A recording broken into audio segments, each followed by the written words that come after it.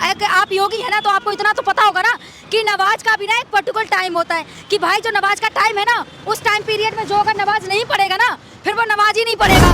पता है ना, तुम खुद एक मुसलमान हो ना, पता है ना तुमको, लेकिन अब तो नहीं बोलोगे। क्यों? क्योंकि तुमने तो मोदी जी से पैसा मिल रहा है, तो बोलोगे क्या? और योगी जी 27 का चुनाव आ रहा है, हिंदू मुस्लिम कर रहे हैं। ये वही योगी आदित्यनाथ है, जब कांवड़ यात्रा निकलती है ना, तो कांवड़ियों पे फूल बरसाते हैं। ये वही योगी आदित्यनाथ है, जब कांवड़िया किसी की दुकान तोड़ देते हैं नाम पूछकर, उन पर कुछ नहीं होता है। लेकिन अगर कोई मुसलमान रास्ते में जा रहा है और नमाज का टाइम हो गया, वो नमाज कहाँ पड़ेगा ये बताओ? तुम्हारे सर पे जाके पड़ेगा। मतलब वो अपनी सवारी लेकर जा रहा है, तो क्या तुम्हारे सर पे पड़ेगा या उस टाइम पे मस्जिद ढूंढेगा या घर जाएगा? ये बताओ। 2014 में तुम पैदा हुए हो, कंगना रनावत तो 2014 में ही पैदा हुई है, तुम पैदा हुए हो। इस महिला को इतना नहीं पता कि देश को आजादी कब मिली। कह रही 2014 में आजादी मिली।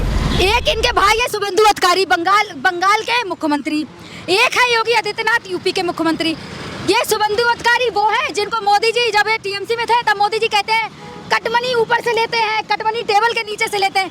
ये वो शुभेंदु अधिकारी हैं जो बीजेपी ज्वाइन करते ही मुख्यमंत्री बन गए और वॉशिंग मशीन में जाके। और ये दोनों वही मुख्यमंत्री हैं जिनको हिंदू मुस्लिम की राजनीति करनी है।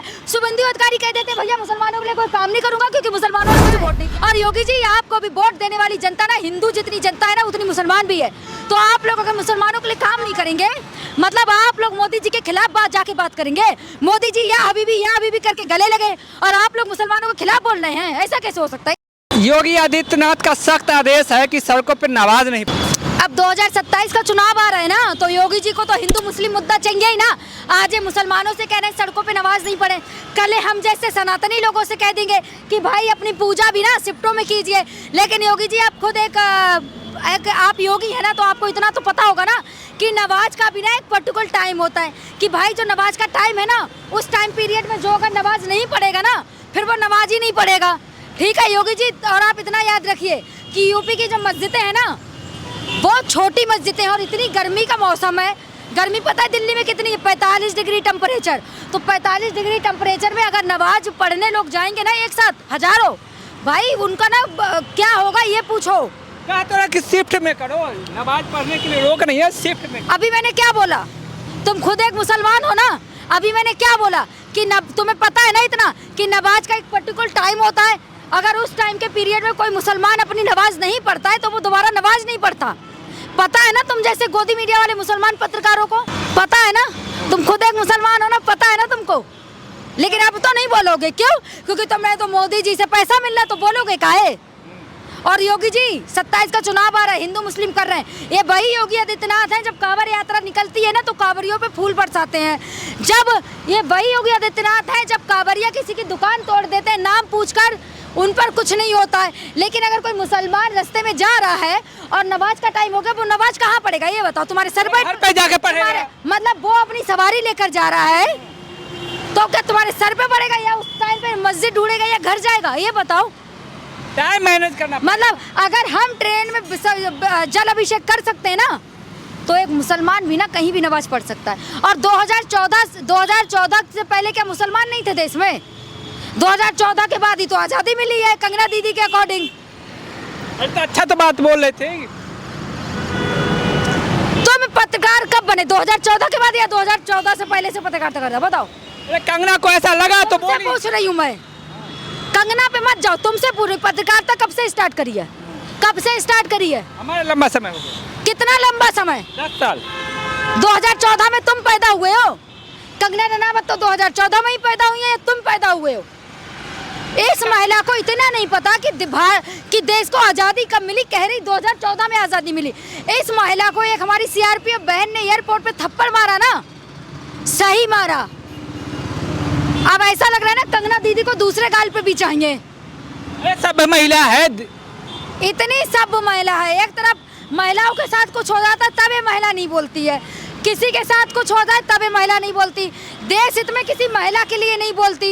ये महिला कब बोलती है कि राहुल गांधी मेरा क्या क्या देखते हैं। ये महिला तब बोलती है कि राहुल गांधी ने फ्लाइंग किस कर दिया।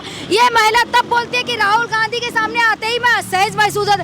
कंगना रनावत इतना याद रखिए, राहुल गांधी के साथ कितनी भी महिलाएं चले ना, कोई सहज महसूस नहीं करती। आप जैसी लोगों के साथ अगर कोई लड़की चलेगी ना, वो सहज महसूस करेगी, ना कि राहुल गांधी और कंगना रनावत। राहुल गांधी इतने गैर गुजरे नहीं है जो तुमसे शादी कर लें। कंगना रनावत को चाहिए लाइमलाइट। कंगना रनावत ये सोच रही भैया राहुल गांधी को बहुत ज़्यादा जेनजी पसंद करते हैं, ठीक है, तो कंगना सोच रही राहुल गांधी अगर मुझसे शादी कर ले तो मेरी फैन फॉलोइंग बढ़ जाएगी। कंगना जी अगर राहुल गांधी आज बोलते ना कि मुझे शादी करना है, लाइन लग जाएगी लड़कियों की, ठीक है। राहुल गांधी को आप जैसी महिलाओं की जरूरत नहीं है। योगी जी का सख्त आदेश है, सड़कों पर नमाज नहीं पढ़े, घर में जाकर नमाज पढ़े। एक इनके भाई है शुभेंदु अधिकारी बंगाल के मुख्यमंत्री, एक है योगी आदित्यनाथ यूपी के मुख्यमंत्री। ये शुभेंदु अधिकारी वो है जिनको मोदी जी जब ये टीएमसी में थे तब मोदी जी कहते हैं कटमनी ऊपर से लेते हैं, कटमनी टेबल के नीचे से लेते हैं। ये वो शुभेंदु अधिकारी हैं जो बीजेपी ज्वाइन करते ही मुख्यमंत्री बन गए और वॉशिंग मशीन में जाके धो गए, ठीक है। एक है योगी आदित्यनाथ, इनके ऊपर भी जितने केस थे बीजेपी ज्वाइन करते ही क्लीन चिट, ठीक है। और ये दोनों वही मुख्यमंत्री हैं जिनको हिंदू मुस्लिम की राजनीति करनी है। शुभेंदु अधिकारी कह देते भैया मुसलमानों के लिए कोई काम नहीं करूंगा क्योंकि मुसलमानों ने मुझे वोट नहीं दिया। ये मुख्यमंत्री इतना भूल गए कि मुख्यमंत्री बने हैं ये, इनको जनता ने जिताया तो मुसलमानों ने भी इनको वोट दिया है। और योगी जी आपको भी वोट देने वाली जनता ना हिंदू जितनी जनता है ना उतनी मुसलमान भी है। तो आप लोग अगर मुसलमानों के लिए काम नहीं करेंगे, मतलब आप लोग मोदी जी के खिलाफ जाके बात करेंगे, मोदी जी या हबीबी करके गले लगे और आप लोग मुसलमानों के खिलाफ बोल रहे हैं, ऐसा कैसे हो सकता है ये बता दीजिए। अरे सख्त आदेश है, शुभेंदु अधिकारी अच्छा काम कर रहे हैं बंगाल में, बंगाल की जनता खुश है। इतना अच्छा काम कर रहे हैं, हाँ अच्छा याद दिलाया, शुभेंदु अधिकारी बड़ा अच्छा काम कर रहे हैं। शुभेंदु अधिकारी इतना अच्छा काम कर रहे हैं ना, जो महिला ये स्टैंड अप कर रही थी ना, डांस कर रही थी कि भैया इस बार बीजेपी आएगी, उस महिला के घर बुलडोजर चल गया बंगाल में।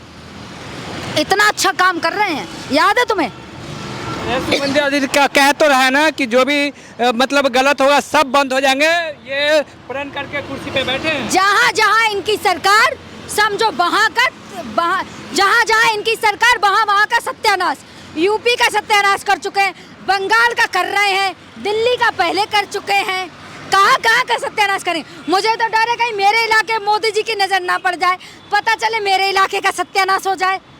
मुझे बड़ा डर है भाई, कहीं मोदी जी की नज़र मेरे इलाके में ना पड़ जाए, पता चले मेरे इलाके का सत्यानाश कर दें। काम नहीं दिख रहा है, बस मोदी जी का मतलब कैसे करके काम क्या किया।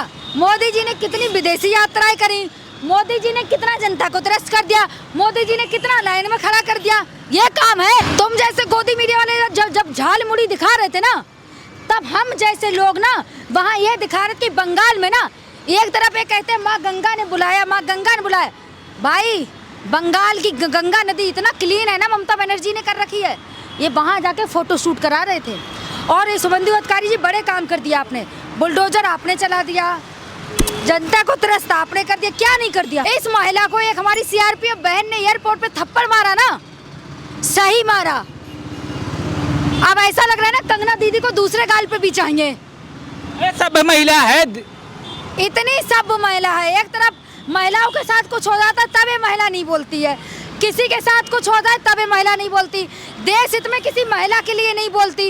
ये महिला कब बोलती है कि राहुल गांधी मेरा क्या क्या देख